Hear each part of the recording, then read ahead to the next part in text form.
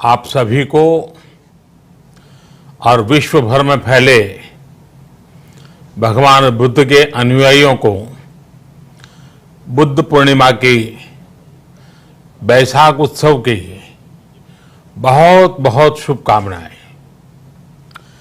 ये मेरा सौभाग्य है कि मुझे पहले भी इस पवित्र दिन पर आपसे मिलने, आप सभी से आशीर्वाद लेने का अवसर मिलता रहा है।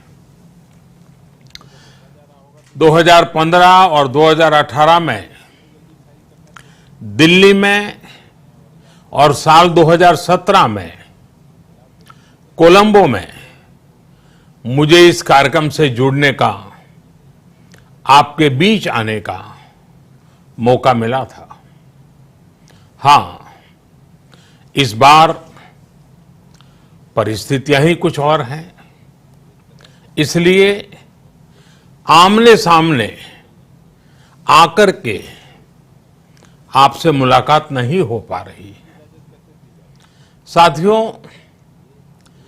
भगवान बुद्ध का वचन है, मनो पुब्बम गमा धम्मा, मनोसेट्टा मनोमया, यानी धम्म मन से ही होता है, मन ही प्रधान है, सारी प्रवृत्तियों का अगुवा है।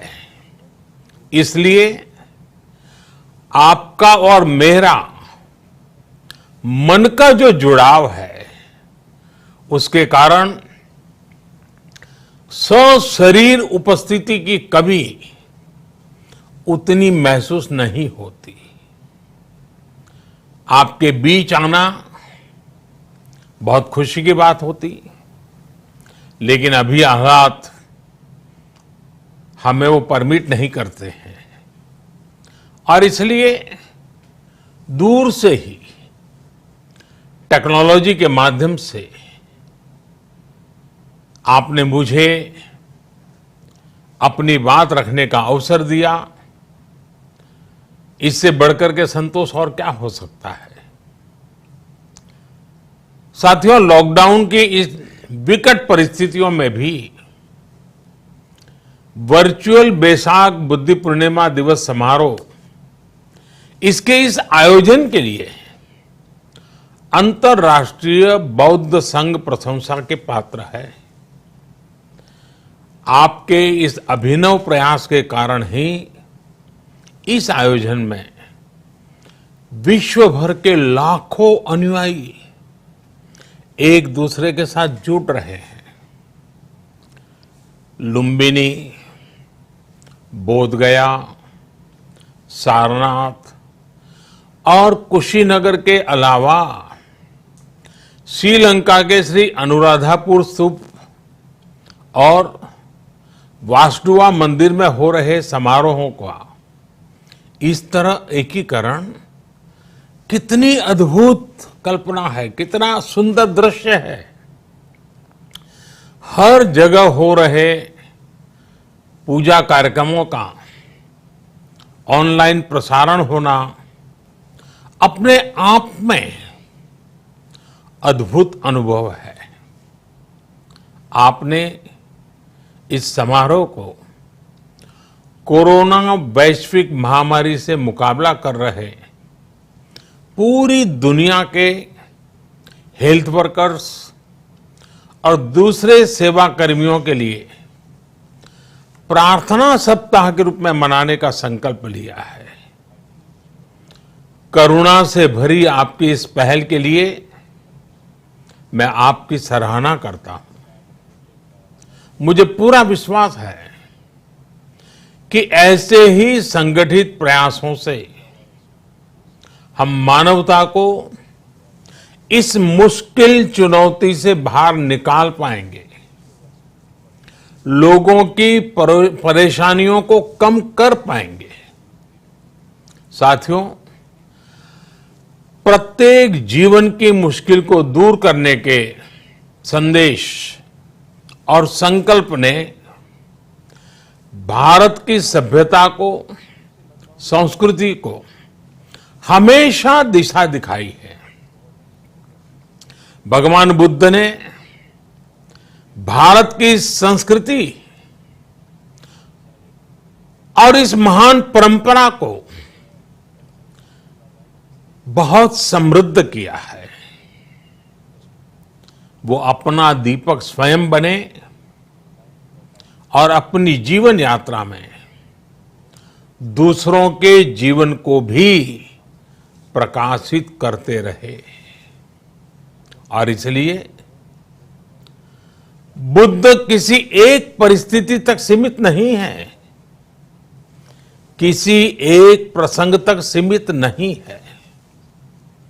सिद्धार्थ के जन्म, सिद्धार्थ के गौतम होने से पहले और उसके बाद इतनी शताब्दियों में समय का चक्र अनेक स्थितियों, परिस्थितियों को समेटते हुए निरंतर चल रहा है। समय बदला, स्थिति बदली, समाज की व्यवस्थाएं बदली, लेकिन भगवान बुद्ध का संदेश हमारे जीवन में निरंतर प्रवाहमान रहा है। ये सिर्फ इसलिए संभव हो पाया है क्योंकि बुद्ध सिर्फ एक नाम नहीं है, बल्कि एक पवित्र विचार भी है। एक ऐसा विचार जो प्रत्येक मानव के हृदय में धड़कता है, मानवता का मार्गदर्शन करता है।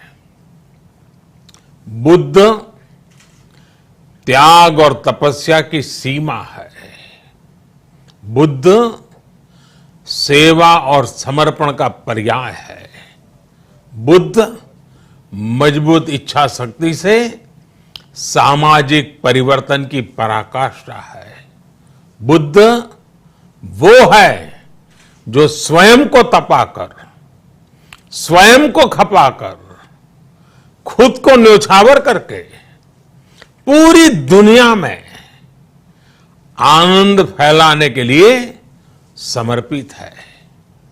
और हम सभी का सौभाग्य देखिए, इस समय हम अपने आसपास ऐसे अनेकों लोगों को देख रहे हैं जो दूसरों की सेवा के लिए, किसी मरीज के इलाज के लिए, किसी गरीब को भोजन कराने के लिए, किसी अस्पताल में सफाई के लिए, किसी सड़क पर कानून व्यवस्था बनाए रखने के लिए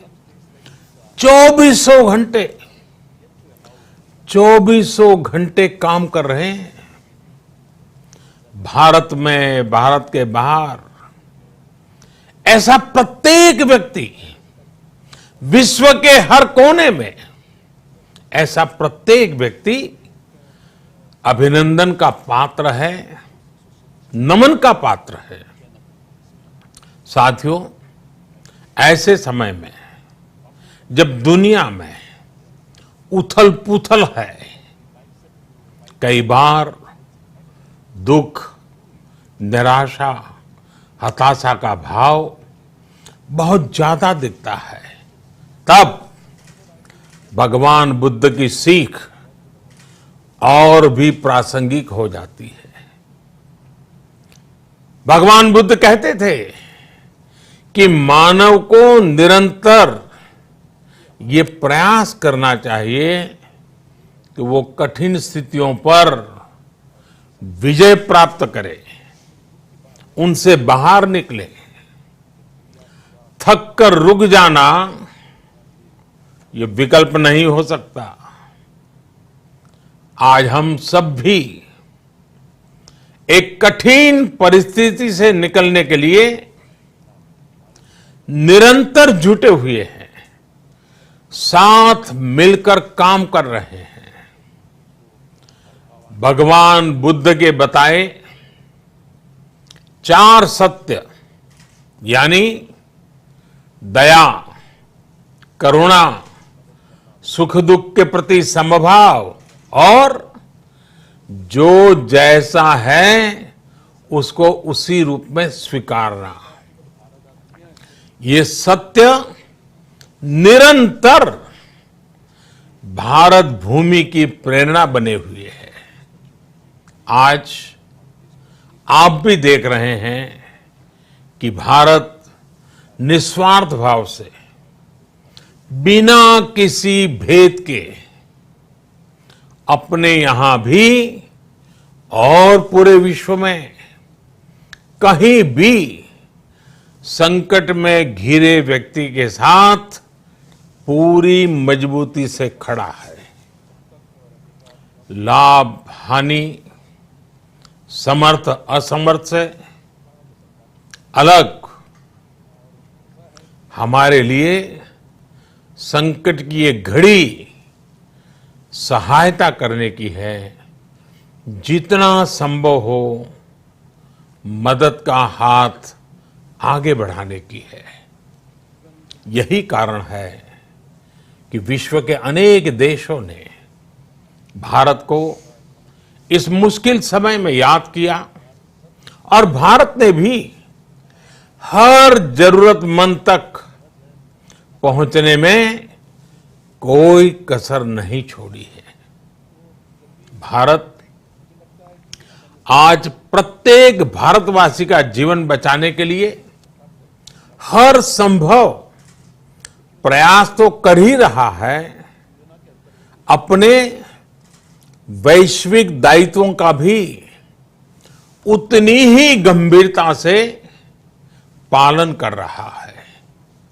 साथियों, भगवान बुद्ध का एक एक वचन, एक एक उपदेश मानवता की सेवा में भारत की प्रतिबद्धता को मजबूत करता है। बुद्ध भारत के बोध और भारत के आत्मबोध दोनों का प्रतीक है। इसी आत्मबोध के साथ भारत निरंतर पूरी मानवता के लिए, पूरे विश्व के हित में काम कर रहा है और करता रहेगा। भारत की प्रगति हमेशा विश्व की प्रगति में सहायक होगी। साथियों, हमारी सफलता के पैमाने और लक्ष्य दोनों समय के साथ बदलते रहते हैं, लेकिन जो बात हमें हमेशा ध्यान रखनी है वो ये कि हमारा काम निरंतर सेवा भाव से ही होना चाहिए। जब दूसरे के लिए करुणा हो, संवेदना हो और सेवा का भाव हो, तो ये भावनाएं हमें इतना मजबूत कर देती हैं कि बड़ी से बड़ी चुनौती से आप पार पा सकते हैं। सुप्पबुद्धम पबुज्जन्ति सदा गौतम सावका, यानी जो दिन रात हर समय मानवता की सेवा में जुटे रहते हैं वही बुद्ध के सच्चे अनुयायी हैं। यही भाव हमारे जीवन को प्रकाशमान करता रहे, गतिमान करता रहे। इसी कामना के साथ आप सभी का बहुत बहुत आभार।